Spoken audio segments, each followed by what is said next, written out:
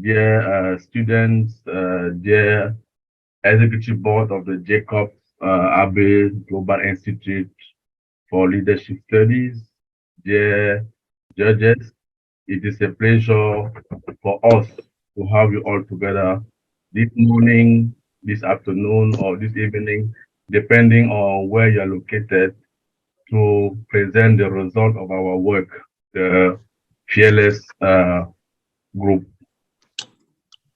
So our project was entitled How Does Corporate Culture Influence Employee Performance, Motivation, and Workplace Atmosphere?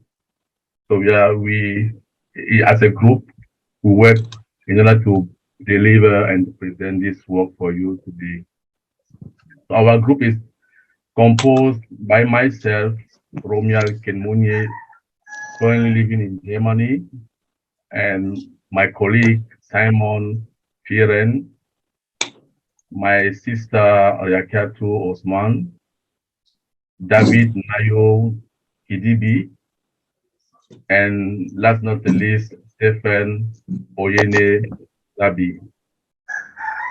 So our agenda of today, we are going to talk about the objective of the project and the methodology we use in order to come out with the project. We are going to define what is organization culture, so to have a common understanding on what it's all about.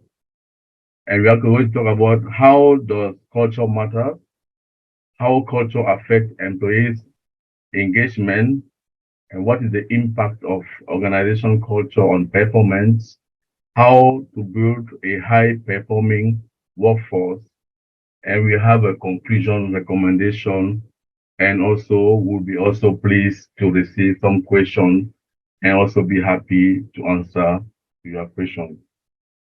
So going directly to the objective of our project was mainly to understand what is corporate culture, to analyze the effect of corporate culture on employee performance level, and also to build how can we build a performance in the workspace.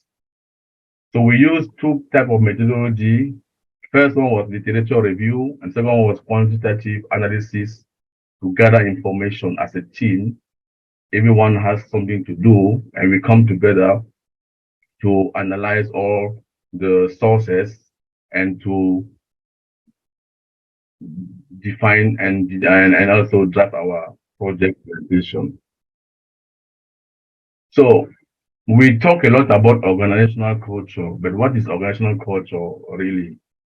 From our definition, is a set of practice, value, and behavior that employees experience in workspace.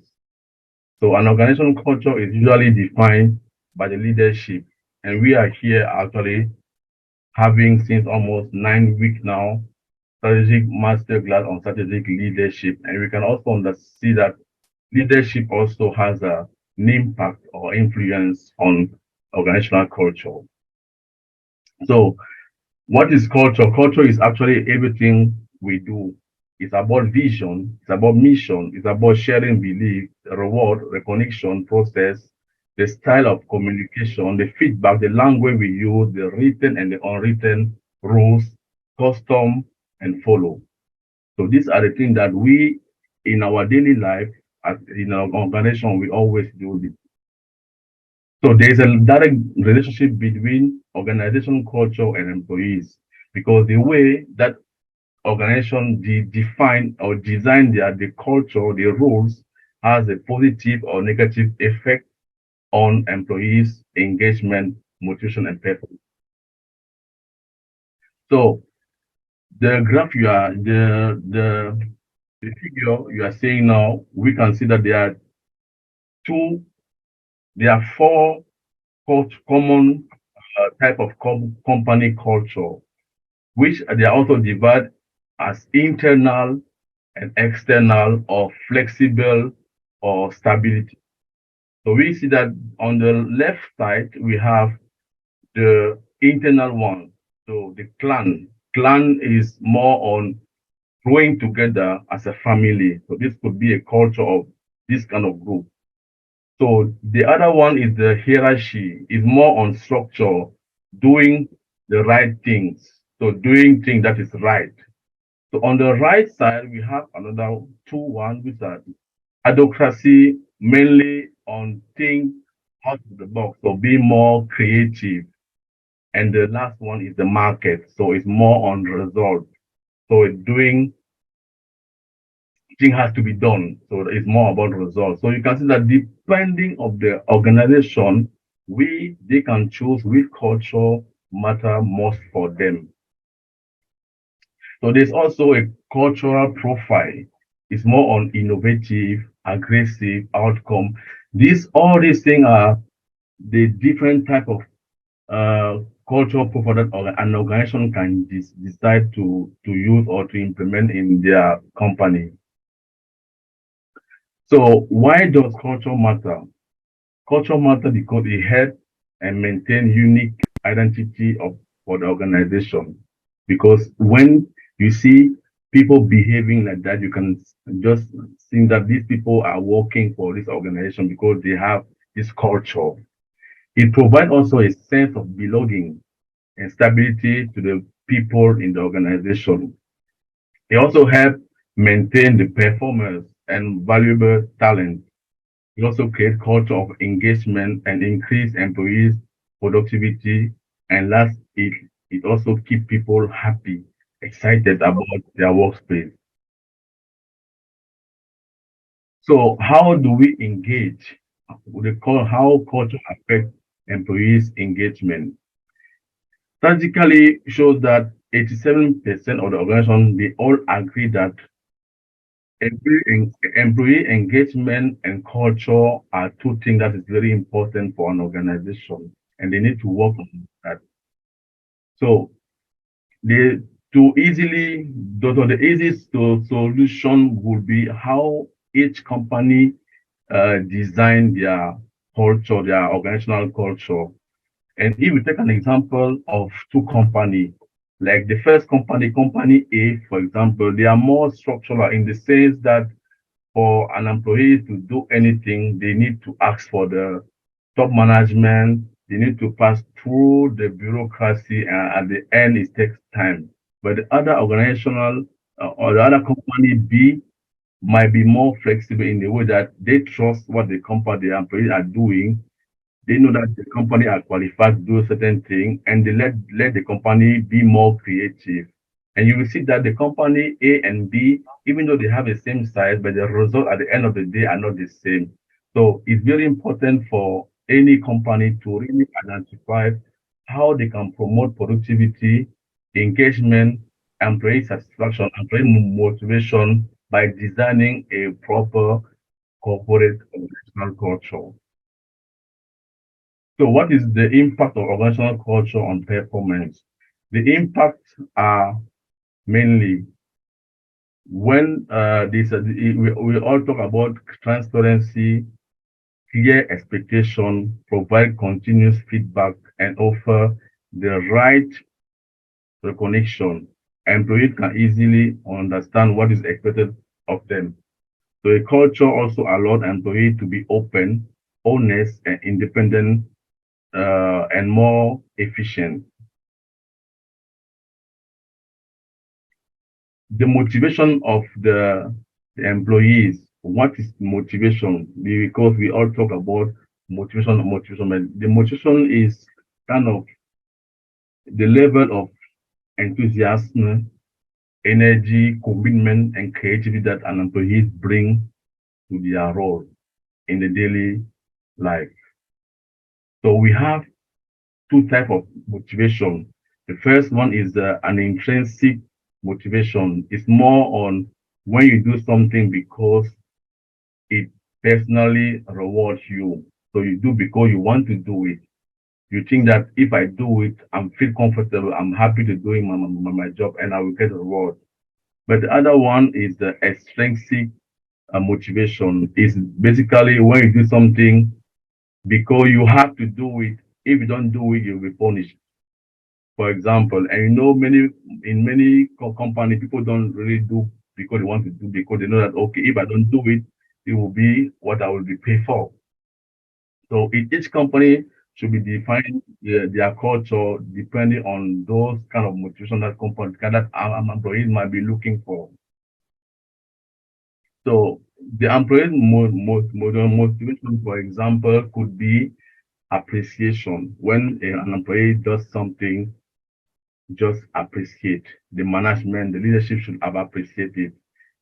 Improve the skills of the employees. Education, give reward when somebody does something that is good.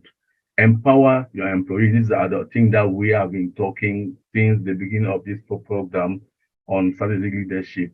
Achievement, goals, set goals for your employees and support them to achieve their goals.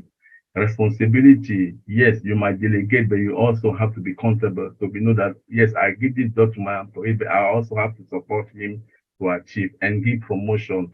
So these are the things that employees at any company would like to receive. You have 2 minutes more. Yes, and what is important about motivation is also about the positive atmosphere within the organization. Is a coworker happy and feel safe at work, and also make sure that client are happy. We're talking about I think it was the 6 modules about customer services. If if the employee are not are happy, the customer will not be satisfied. Very important to think about it. So the high performance statistics shows that if the employees are qualified, they have a very good structure, career path, they are monitored, they are coached, they will have a good performance result. So how do we build it? Before building, we need to ask ourselves some questions. Who is accountable for improving the employees' capability, internal and external? And how do we build it? We need to create more opportunity for coaching, mentoring, and peer-to-peer feedback. We need to stretch assignment, job rotation, and participating on team from day one. Think creative when it comes to career pathing and learning and development curriculum that is personalized for individual career. So it's more about performance management. So conclusion, impact of organization culture on an employees' high and low in performance. High performance when the culture is effective and can be accepted by the employees. This can lead to motivation to the employees to increase their productivity.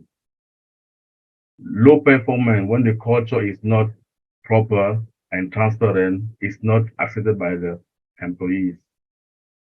Second, employee satisfaction is also the terminology used to describe whether employees are happy or not.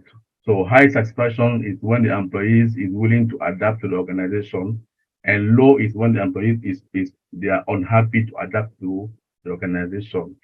That's not the least. Culture help drive business results, but it also takes cultural audit to differentiate which element of the culture can lead to performance. So these are the sources that we use to come up with our presentation. And thank you for your attention. And if you have any questions, we will be very happy to answer to your question. Thank you.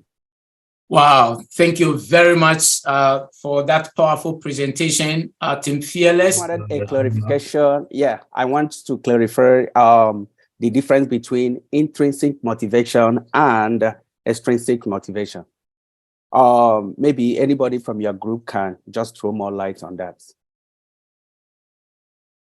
I can also do it, but one of my Stephen, maybe you can also answer to the question if one of my team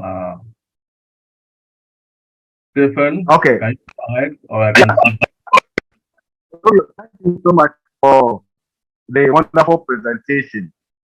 I judge intrinsic motivation. Normally, people would want to do things by their own, the things that reward them. So, in an organization, people would want to do things because it makes them feel happy.